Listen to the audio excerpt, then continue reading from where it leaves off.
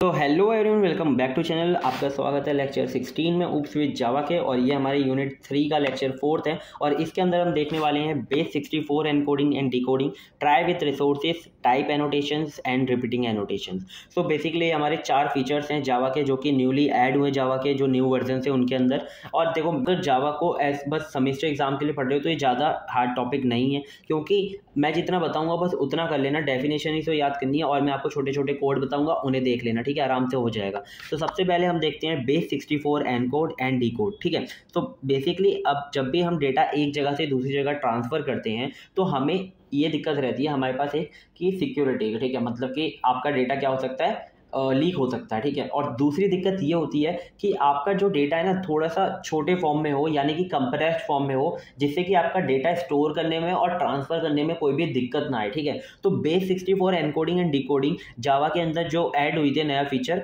ये हमारा क्या करता है, इन दोनों जो हमारे दिक्कतें हैं इनको सॉल्व करता है, ठीक है। तो बेस 64 एनकोडिंग एंड डिकोडिंग को चलो देखते हैं। Base 64 encoding is a way to convert binary data into text representation. आपको ये तो पता ही, वो कंप्यूटर के अंदर कोई भी जो डेटा होता है वो एज अ बाइनरी में 0-1 की फॉर्म में स्टोर होता है, लेकिन हम बेस 64 का यूज करके हम क्या कर सकते हैं, उस डेटा को टेक्स्ट रिप्रेजेंटेशन में कन्वर्ट कर सकते हैं, यानी कि टेक्स्ट के फॉर्मेट में कन्वर्ट कर सकते हैं। बेसिकली यहाँ पर जो हमारी एस्काई जो टेक्स्ट होते हैं सारे, उनके अंदर कन्वर्ट किया जाता है डेटा, ठीक है। So which can be easily transmit and store, ठीक है, मतलब आपका वो ट्रांसमिट करो या फिर स्टोर करो, वो इजीली हो जाता है डेटा, ठीक है। तो जावा प्रोवाइड कराता है हमारा बेस 64 यूटिलिटी क्लास, जो कि होती है हमारी java.util, इसके अंदर होती है बेस 64 क्लास, जो कि हमें फंक्शनलिटी प्रोवाइड कराती है एनकोड और डिकोड करने के डेटा को, ठीक है। तो अगर हम बेस 64 एनकोडिंग की यूजेस की बात करें तो हमारा ये ईमेल्स में यूज होता है, हमारा ये XML और JSON के फॉर्मेट में लिखने के लिए, डेटा जो कि कॉम्प्लेक्स फॉर्मेट होता है लिखने के लिए उसमें यूज होता है, और URLs जो होती हैं हमारे उनके जो डेटा है उनको एनकोडिंग में एनकोड करने के लिए यूज होता है, ठीक है। तो ये 3 जो यूजेस हैं इन्हें याद रखना, और मैंने ये शॉर्ट फॉर्मेट में भी लिख दिए हैं, जो कि हमारा बेस एनकोडिंग, जो कि मतलब बेस एनकोडिंग क्या होता है हमारा, कि डेटा को आप टेक्स्ट फॉर्मेट में कन्वर्ट करते हो। डिकोडिंग का मतलब होता है कि आप बेस 64 एनकोडेड जो हमारा टेक्स्ट है, जो कि एनकोडिंग से आपने कन्वर्ट किया था, उसे वापस बाइनरी डेटा में कन्वर्ट करते हो, ठीक है। तो चलो इसे कैसे करते हैं वो देखते हैं। बस 2 या 3 लाइनें बस जो आपको याद करनी है, जिससे कि आपका आराम से सारा काम हो जाएगा, ठीक है। सो ये मैंने लिख रखा है सारा एनकोडिंग कैसे करते हैं डेटा को जावा के अंदर। तो सबसे पहले आपको ये जो क्लास है ना, इसे इंपोर्ट कराना बहुत ज़्यादा जरूरी है, इसके बिना काम नहीं होने वाला, ठीक है। फिर आपको ये पब्लिक क्लास बना लेनी है, फिर आपको ये मेन फंक्शन लिख लेना है, और इस मेन फंक्शन के अंदर आपको जो डेटा आपको एनकोड कराना है वो आपको एक वेरिएबल के अंदर स्टोर करा लेना है। हमने स्ट्रिंग के अंदर स्टोर करा लिया। अब जो हमारी वो स्ट्रिंग है उसे हम कैसे एनकोड करें, आपने एक नया वेरिएबल बना दिया जो जिसके अंदर हमारा जो एनकोडेड डेटा है वो स्टोर होगा, ठीक है। अब आपको क्या करना है, इस क्लास का यूज करना है बेस 64 डॉट गेट एनकोडर लिखना है। आपको क्या लिखना है, गेट एनकोडर, और आपको डॉट लगा के फिर लिखना है एनकोड टू स्ट्रिंग, ठीक है। ये क्या करेगा, स्ट्रिंग में कन्वर्ट करेगा, ठीक है। फिर आपको जो आपका ओरिजिनल डेटा है उसे पास करना है, ठीक है। अब आप देखो, डायरेक्ट अगर आप ओरिजिनल डेटा पास कर दोगे तो ये तो हेलो वर्ल्ड ही दे देगा इसे। तो यहाँ पर हमारी क्या बात हुई है कि ये बाइनरी डेटा को टेक्स्ट में कन्वर्ट करेगा, ठीक है। तो अभी ये बाइनरी में तो है नहीं, तो आपको क्या करना पड़ेगा, उसे बाइनरी में कन्वर्ट करने के लिए गेट बाइट्स को आपको यूज करना पड़ेगा। तो आप गेट बाइट्स का यहाँ पर यूज कर लोगे तो यहाँ पर क्या आएगा, डेटा आपका बाइनरी में कन्वर्ट हो जाएगा, और ये जो आपका बेस 64 क्लास है ये उसे एनकोड कर देगी। तो क्या होगा कि आपका जो बाइनरी से डेटा एनकोड हो जाएगा किसके अंदर, टेक्स्ट रिप्रेजेंटेशन 64 फॉर्मेट के बेस 64 के अंदर, ठीक है। तो ये हमारा क्या हो गया, एनकोड हो गया। अब आप डेटा को यहाँ पर आप प्रिंट भी करा सकते हो, एनकोडेड डेटा को, जो कि हमने वेरिएबल के अंदर स्टोर किया था। अब हमने प्रिंट कराया तो हमारा डेटा क्या आ रहा था, ये देखो ये डेटा आ रहा था हमारा, ठीक है, SGVSBG, ये हमारा डेटा आ रहा था, एनकोड हो गया। यानी कि देखो ये ना, अब देखो कोई पढ़ पाएगा इसे, हेलो वर्ल्ड है, तो इसके क्या होगा, दिक्कत नहीं आएगी इसमें कोई। तो अब क्या, अब हम इसे एनकोड तो हो गया, लेकिन हमें इसे कोई ऐसा भी तो ऑप्शन होना चाहिए इसे हम डिकोड कर पाए, हमें पता लगा पाए ये हेलो वर्ल्ड है। तो इसके अंदर एक डिकोडिंग का भी मेथड होता है जावा के अंदर। आपको सबसे पहले यहाँ पर एक बेस 64 क्लास को इंपोर्ट कराना है, ठीक है, जो कि java.util में, और फिर आपने यहाँ पर एक मेन फंक्शन लिखा, और मेन फंक्शन नहीं सॉरी पब्लिक क्लास बनाई, और फिर यहाँ पर आपने मेन फंक्शन लिखेंगे, ठीक है। तो मेन फंक्शन के अंदर आपको सबसे पहले जो डेटा डिकोड कराना है आपको उस वेरिएबल, आपको एक वेरिएबल के अंदर स्टोर करा लेना है, ठीक है। आपने इसको एनकोडेड स्ट्रिंग स्ट्रिंग के नाम से एक वेरिएबल बनाया, उसके अंदर स्टोर कर लिया, ठीक है। फिर आपने एक बाइट टाइप का डेटा लिया, क्योंकि आपका जो डेटा वो होगा डिकोड होगा वो बाइट में ही तो डिकोड होगा, क्योंकि टेक्स्ट से अब क्या करेंगे हम बाइट्स के अंदर यानी कि बाइनरी फॉर्मेट के अंदर उसे कन्वर्ट करेंगे, तो आपका ये बाइट्स में आ जाएगा डेटा। तो आपको क्या लिखना है, सबसे पहले बेस 64 लिख दिया आपने, फिर आपको लिखना है गेट डिकोड।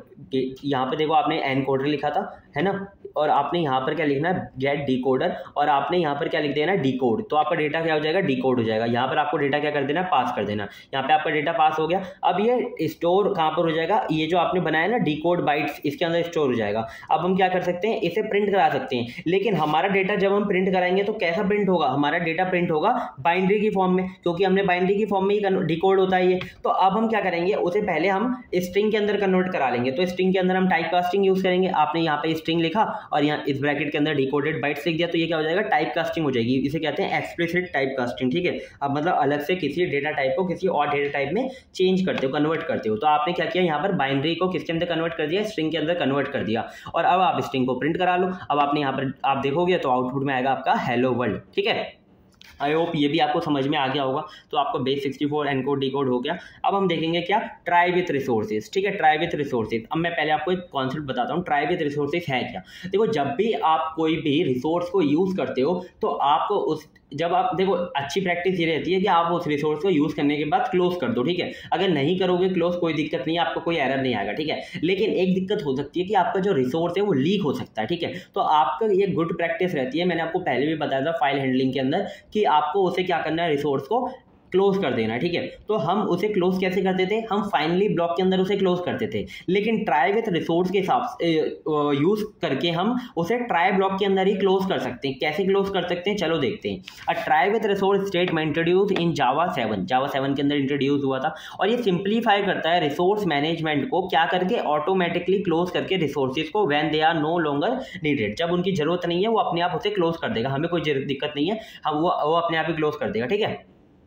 अब आता है हमारी बात, क्या ये क्यों क्लोज कर देगा, it ensure that each resource is close at the end of the statement reducing the likelihood of resource leak. ये क्या करता है, किसे कम कर रहा है, कि मतलब हमारा जो रिसोर्स लीक है उसे होने से कम कर रहा है, ठीक है। ये आया समझ में। अब हमारी इसकी मैंने डेफिनेशन अलग से लिख ली है, वही बात है, try with resource statement and declare one और मोर रिसोर्सेज, मतलब आप ट्राई ब्लॉक के अंदर ना एक से ज्यादा रिसोर्सेज को भी एक साथ डिक्लेयर कर सकते हो, जिससे कि वो सारे के सारे अपने आप ही बंद हो जाए जब आपका यूज खत्म हो जाए, ठीक है। और ये सिंप्लीफाई करता है रिसोर्स मैनेजमेंट को, जिससे कि आपका रिसोर्स लीक ना हो। कॉमनली यूज कहाँ पर होता है, फाइल्स के अंदर, डेटाबेसेस के अंदर, जब आप फाइल्स को, डेटाबेसेस को, सॉकेट्स को, स्ट्रीम्स को यूज करते हो, ठीक है। इतना आ गया समझ में। अब हम देखते हैं इसे इंप्लीमेंट कैसे करेंगे, ठीक है। तो देखो, आपको सबसे पहले यहाँ पे ट्राई ब्लॉक लिखना है। यहाँ पे जो हमारा ट्राई ब्लॉक होता है, हमने एक्सेप्शन हैंडलिंग के अंदर बहुत अच्छे से पढ़ा था इसे। तो आपको ट्राई के अंदर क्या करना है, आपको एक राउंड ब्रेसेस के अंदर ना ये जो आपका रिसोर्स जो भी आप यूज करें उसका नाम लिख देना है, बस, ठीक है। आपने उसको वहीं पर डिक्लेयर करना है, और वहीं पर आपको मतलब वहीं पर आपको सब कुछ उसके जो आप डिक्लेयर करते हैं वहीं पर करना है। आपने डिक्लेयर करा वहाँ पर, तो वो जो हमारा जो भी इस ब्रैकेट के अंदर होगा वो हमारा अपने आप क्लोज हो जाएगा जब वो यूज खत्म हो जाएगा उसका, ठीक है। तो रिसोर्स टाइप क्या है, आपने उसका नाम लिख दिया, और रिसोर्स का मतलब क्या है, जिस वेरिएबल के अंदर आप उसे रिप्रेजेंट कर रहे हो, जिस वेरिएबल से, ठीक है। अब देखो यहाँ पर मैंने यहाँ पर एक ये बनाया है जिससे कि आपको समझ में आए। देखो, पहले जब हमारे पास ट्राई विथ रिसोर्स नहीं था तो हम पहले यहाँ पर ट्राई ब्लॉक लिखते थे, जो भी हम यूज़ करें रिसोर्स, फिर उसके अगर कोई एक्सेप्शन आ सकती है तो उसे हम यहाँ पर हैंडल करते थे, और फाइनली के अंदर क्लोज कर देते थे। फाइनली के अंदर हम क्यों क्लोज करते थे, क्योंकि फाइनल जो ब्लॉक होता है, हमारा जो फाइनल ब्लॉक होता है वो हमारा अगर एक्सेप्शन आता है तब भी चलता है, अगर एक्सेप्शन नहीं आता तब भी चलता है, क्योंकि फाइनली ब्लॉक हमेशा चलने वाला है। तो हमने वहाँ पर क्लोज कर दिया। हम यहाँ पर भी क्लोज कर सकते थे ट्राई ब्लॉक के अंदर, लेकिन ट्राई ब्लॉक का जो रिसोर्स है अगर एक्सेप्शन आ गया तो वहीं पर बंद हो जाता है और कैच पर आ जाता है, ठीक है। लेकिन हमारा फाइनली ब्लॉक हमेशा चलता है, तो हम यहाँ पर इसे क्लोज कर देते हैं, ठीक है। आगे समझ में।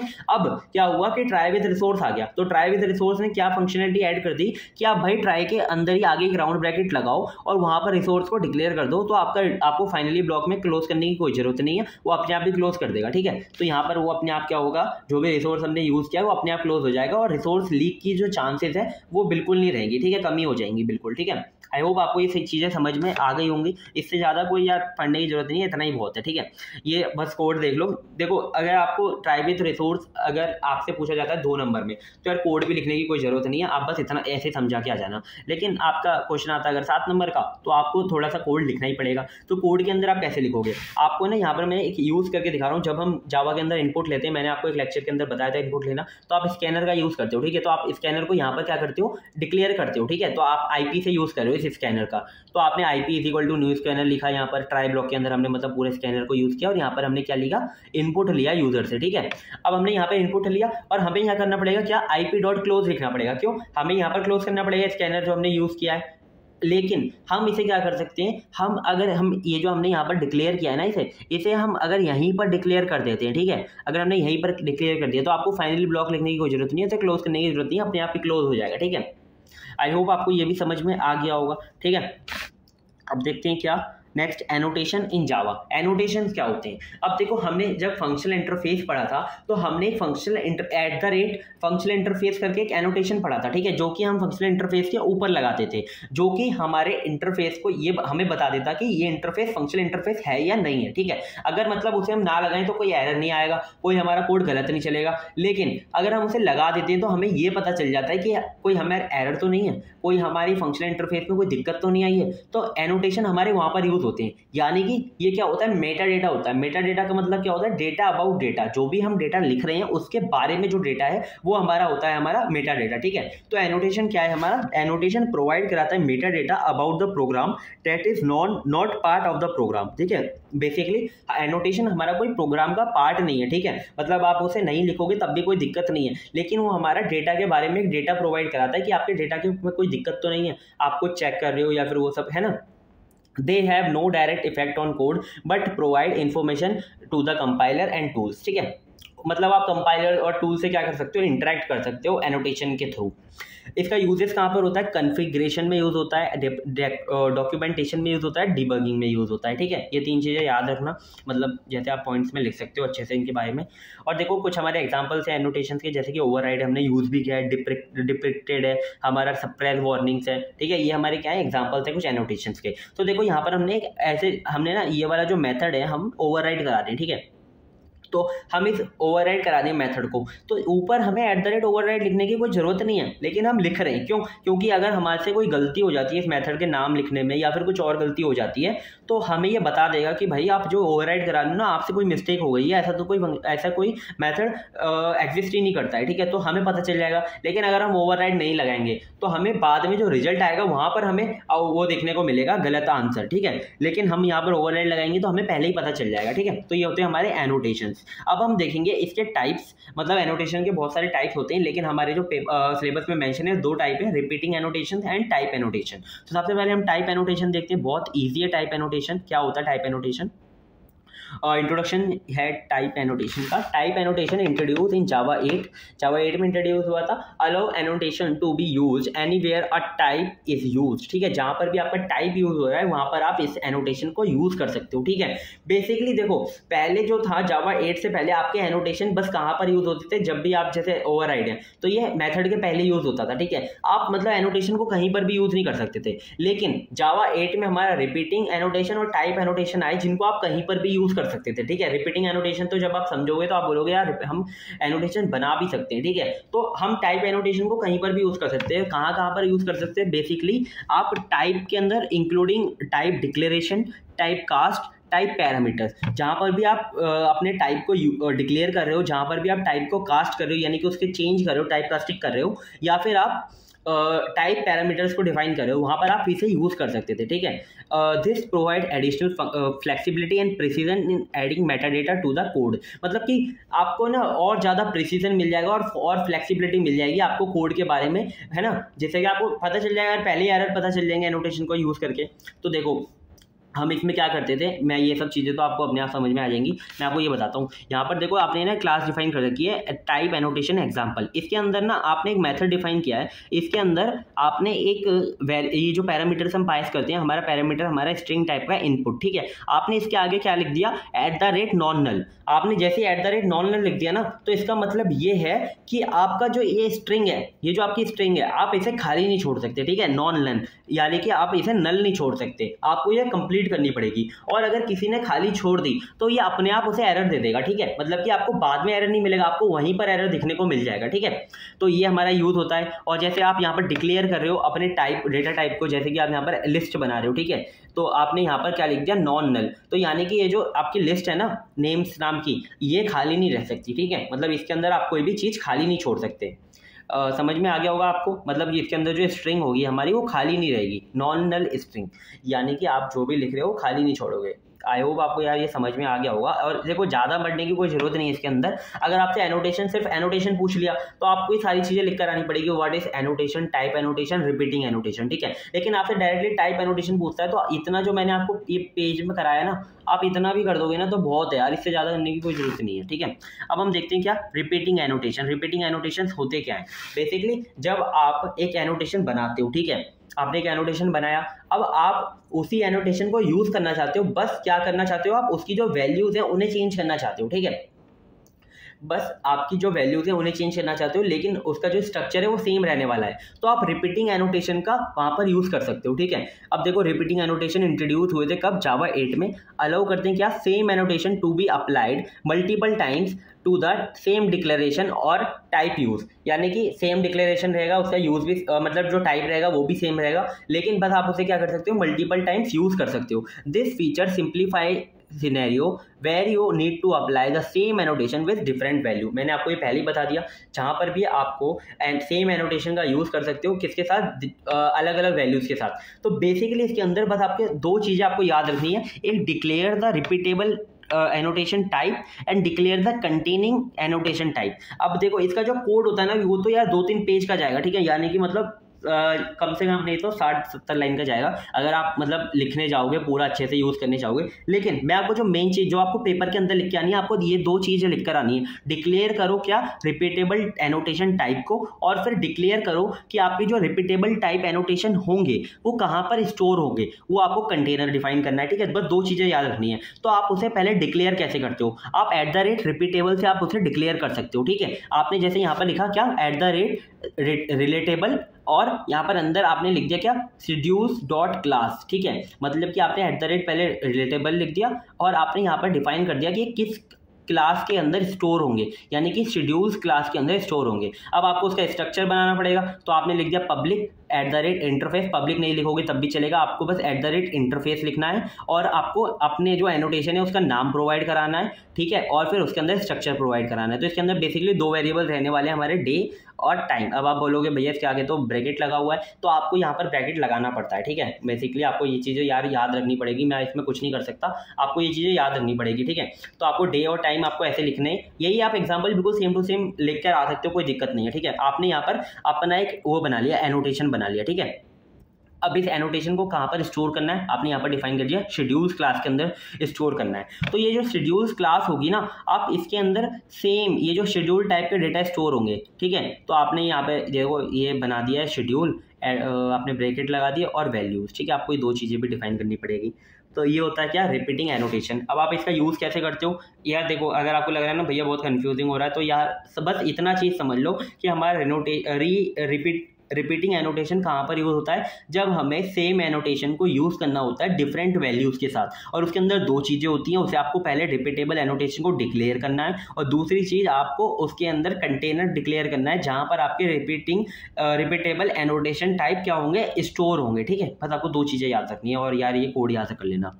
अब देखो हम इसका एग्जाम्पल देखते हैं। आपको शेड्यूल लिखा, क्योंकि हमारा देखो यहाँ पर क्या था, शेड्यूल नाम था ना एनोटेशन का, तो आपने यहाँ पर शेड्यूल लिखा @ और उसके अंदर अंदर 2 वेरिएबल पास कर दिए, क्या 2 पैरामीटर्स पास कर दिए, डे मंडे होने वाला है और टाइम क्या होने वाला है, इनकी वैल्यूज पास कर दी 9 AM, ठीक है। लेकिन जब हमारे पास रिपीटिंग एनोटेशन नहीं था तो हम ये जो वापस हमने यूज कर रखा है ना @ और अलग अलग वैल्यूज के साथ, ये हम नहीं कर पाते थे, ठीक है। तो रिपीटिंग एनोटेशन ने ये ऐड किया, तो आपने लिख दिया वेडनेसडे और टाइम, और ये देखो आपके दोनों स्टोर हो गए होंगे, ठीक है। ये चीज़ आपको समझ में आ गई होगी। तो हमारे जो चारों टॉपिक थे वो खत्म हो चुके हैं, है ना। और थैंक यू सो मच अगर आपने यहाँ तक वीडियो को देखा है, और अगर आपको एक्सप्लेनेशन समझ में आया है तो प्लीज़ वीडियो को लाइक कर देना। और हम इन वीडियोस की वन शॉट भी ला रहे हैं चैनल पे, तो आप चेक कर सकते हो। और पेपर बहुत ज़्यादा पास में है, तो हम और भी ज़्यादा सब्जेक्ट्स करा रहे हैं, और PYQ सॉल्यूशंस भी हम स्टार्ट करने वाले हैं। तो आप प्लीज़ चैनल को एक बार चेकआउट करो, जिससे कि आपको सारे सब्जेक्ट्स और अच्छे कंटेंट, मतलब सारे सब्जेक्ट्स का और अच्छे कंटेंट मिल पाए, ठीक है। तो थैंक यू सो मच, मिलते हैं किसी नेक्स्ट वीडियो में, तब तक के लिए bye bye and all the best for your exam.